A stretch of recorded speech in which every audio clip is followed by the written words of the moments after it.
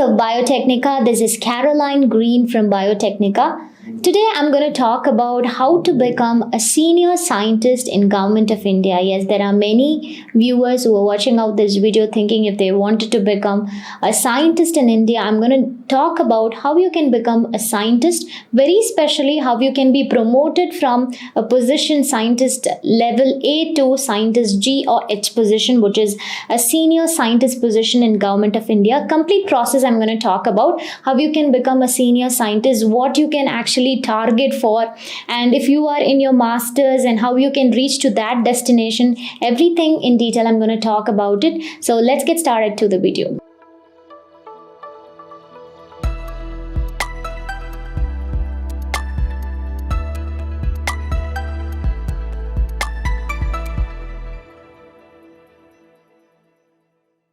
So let's talk about how you can become a senior scientist in Government of India. Before going in for this, I'm going to make you to understand or make you to question yourself whether you were able to answer those questions. If you have that question, then you are destined to become a scientist. So first thing I'm going to talk about it. Question to ask yourself. So certain questions I have for you. So just think about these questions. Like if you have these questions in your mind, then you can definitely go for these questions. Like, do you love science? If you're someone who loves science, whether it's life science, any sort of sciences, if you're someone who are very, very passionate towards science, if your answer is yes, then you can think about becoming a scientist. And the second question for you is, are you curious and inquisitive? If you find some questions which keeps coming, or if you find some kind of pictures about sciences, you will always have why this is so. If you have that inquisitive mind or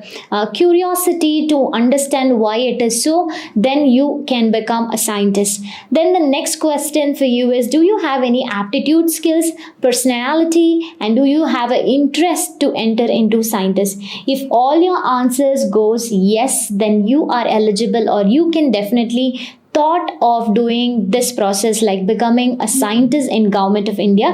I'll be talking about how you can be promoted to a senior scientist also.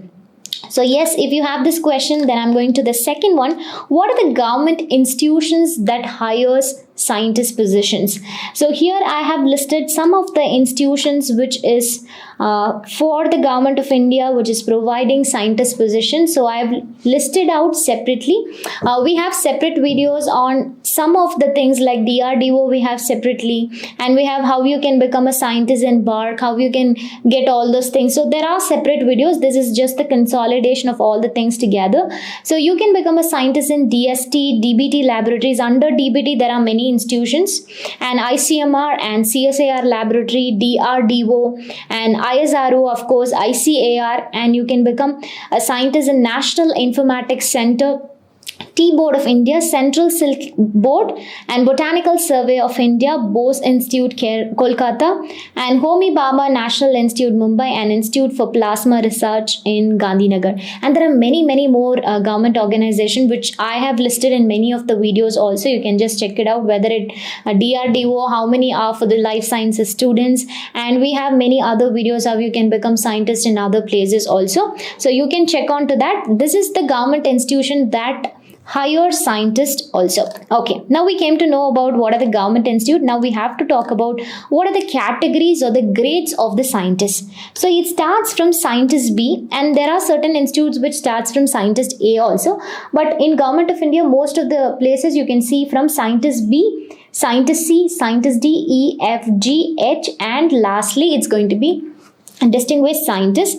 So scientist B is the entry level scientist, and here in this video I'm going to talk about how you can become a senior scientist, promoting from scientist B to scientist H positions, and then becoming a distinguished scientist. So how you can cross this? The first thing is the door has to open. You have to enter as a scientist B in some of the institution, and after that, based on the criteria and the performance, you will be promoted to scientist H position. So this is the category in our Government of India. Okay. The next one, how much is the salary of each of the scientists will be getting from scientist B to distinguished scientist? So this is common for any of the institution that you're going to talk about, like ICMR or ICAR, or if you go in for DRDO, or if you go in for ISRO, wherever you go, the levels pay scale is going to be the same. Level 10 pay scale only will be for everybody. So scientist B, as an entry level, you're going to get 56,000 per month, scientist C 67, and scientist D 78, and it proceeds on till scientist H, which is almost 1,82,000 for 1 month. And distinguished scientists will get the level 16 pay scale of 2,05,000 per month. So this is how you actually promote from scientist B to scientist H and then to DS. I'll be talking about what are the criteria, how you can enter these positions also. I'm going to talk about it. So this is about the pay scale of different positions. The next one, how you can become a scientist first. The first thing is you have to become a scientist B. Then after becoming a scientist B only, you'll be becoming a senior scientist. First, I'm going to talk about how you can become a scientist B, and then how you can be promoted I'm going to talk about. First step is becoming a scientist first. So I have listed what are the steps you have to follow. The first step is complete a bachelor's degree or a master's degree in life sciences or engineering. It can be genetic engineering, biotechnology, biomedical engineering, or anything, or bachelor's in BSc in life sciences, anything like microbiology, biotechnology, anything. And then pursue your master's, bachelor's, and then you pursue your master's in life sciences or engineering, bachelor's, master's. And very specifically, I'm going to talk about the second point, which specialize in the field of your choice in the master's level and build expertise. Because why we are calling it as Masters of Science in Biotechnology, MSc in Biotechnology, or MS in Biotechnology? Because if you're studying biotechnology, you should be a master in that course. Suppose if you are someone who would like to enter into a research field, very specially in an agriculture biotechnology or marine biotechnology, you should be concentrating a lot onto that specialized core area. That's the most important thing. So if you would like to go for cancer oncology, then what you have to do is become an expert or a master in oncology when you're doing your master itself. Study a lot of things about those specialized area alone. And after that, do an internship that you are passionate about. Suppose if you're someone who would like to go in for a bioinformatics research project, or if you're someone who likes to go in for tuberculosis project, or if you're someone who would like to enter into some infectious biology projects, anything, that moment in masters you'll get to understand what's my specialized area that I have to go in for, which I'm liking a lot. And based on that, you go for the internship either in your university or in any company or in a research laboratory. Now you had your bachelor's, your master's, and you have specializedly studying a set of area that you wanted to go for, and you are also getting a hands-on experience through internship or training opportunity. And apart from that, you have to have a network also. Simultaneously, you need to understand the research scenarios. This doesn't happen in the classroom conditions, like when you're talking or when it is taught in the classes, or bachelor's, master's, and internship will tell you how you can handle the techniques.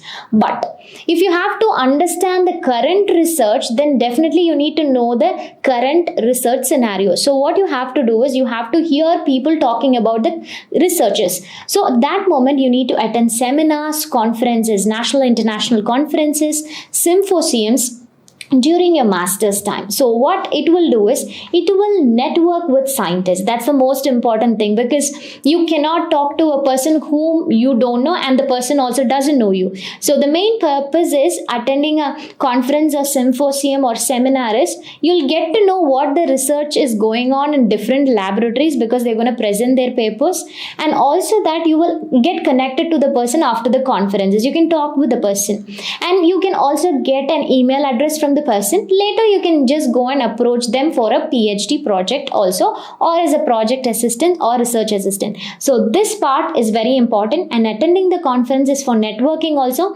and understanding the real life science or the development that's been going on.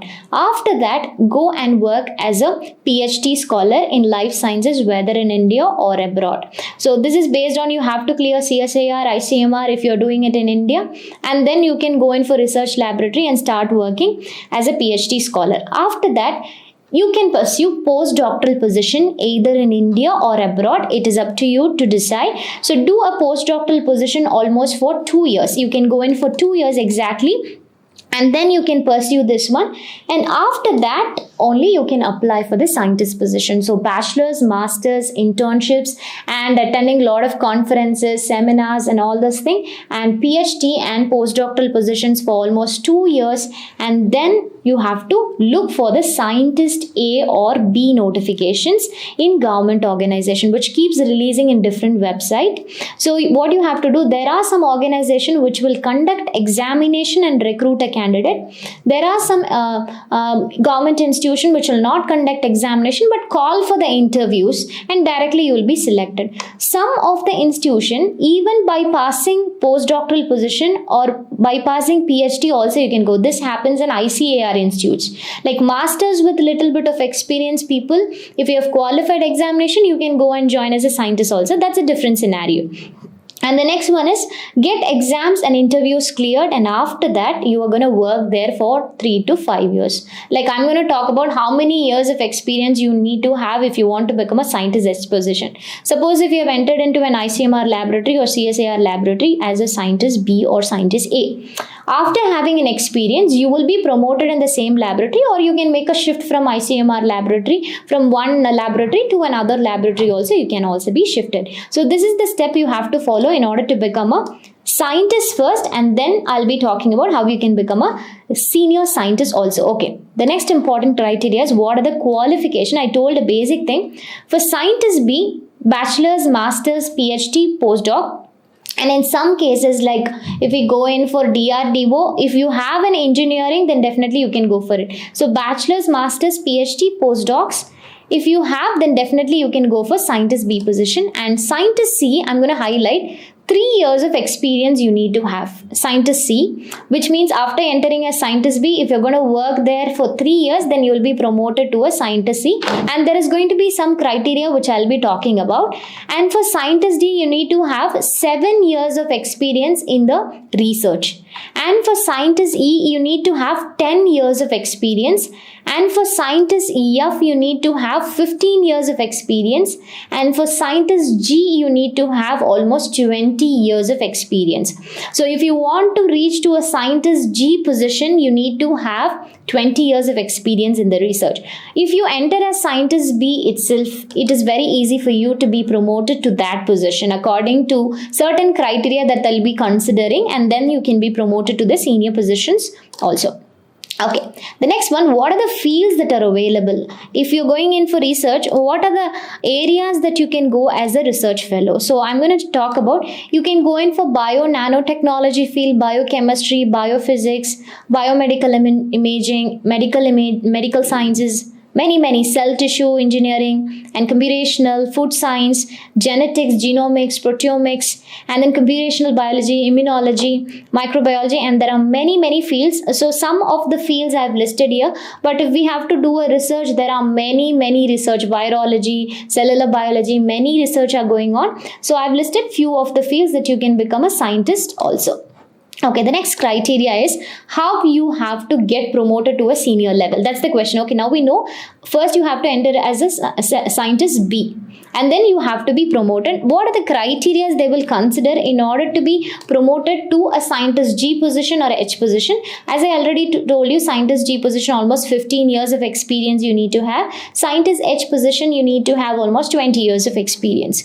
So first they will check in for the publications that you have, the journals and citations they will look in for, and they will also check for the age limit. Of course, if you wanted to be promoted, you should not be at the retired age. So before that, they will be reaching to that level. So they usually look in for if you're less than 56 years. So then you can be promoted until scientist G level or something. And you need to almost have some 10 to 15 years of experience. And you need to have some sort of fundings or some research project and some PhD students who has to be working under you, and you have to be guiding for the projects. And how many PhD graduates have gone out of your laboratories, and what is the novelty that you have done in the laboratory? What are the awards that you have got during this period of time? Everything will be analyzed, and based on all this analysis only, you'll be promoted from scientist B to scientist C, which means it is not like they will be promoting, you will be applying, and based on the evaluation you will be promoted from scientist B, C, D, E, F, G and H. And finally, distinguished scientist also you can become. So what you can expect as a scientist? So professional growth will be there. Of course, global recognition. Being an Indian scientist is always privilege, and of course, a very good salary, a decent salary with many benefits. So I've been talking about the salary, but you're gonna get an accommodation, and they're gonna give you for the personal expenses. Many things are gonna be given by the government of India, and it's a permanent position for you. There's a job stability, and it always makes you to connect with the real life scenarios. What's exactly happening in the sciences? So which makes you kind of very innovative, and you always feel young when you're going to do a research that you really like it. So this is all the things you will expect becoming a scientist or a senior scientist. The last important point, if you really wanted to become a senior scientist in the government of India, please do follow all the points that I've been talking about, all the 9 points. That's going to be the final point that I'm going to tell you. So question yourself before you gonna go in for a scientist, and look for the government opportunities and get to know what are the positions available, the pay scale, what are the steps that you have to do in order to get this thing, and what field you want to enter into, which sort of research you want to go in for, how you can get promoted, and what are the criteria they're looking for, and finally what you can expect becoming a senior scientist in India. So this is all about this becoming a senior scientist in government of India. So if you have any questions regarding it, always welcome to put it in the comment section. Thank you all of you for your time.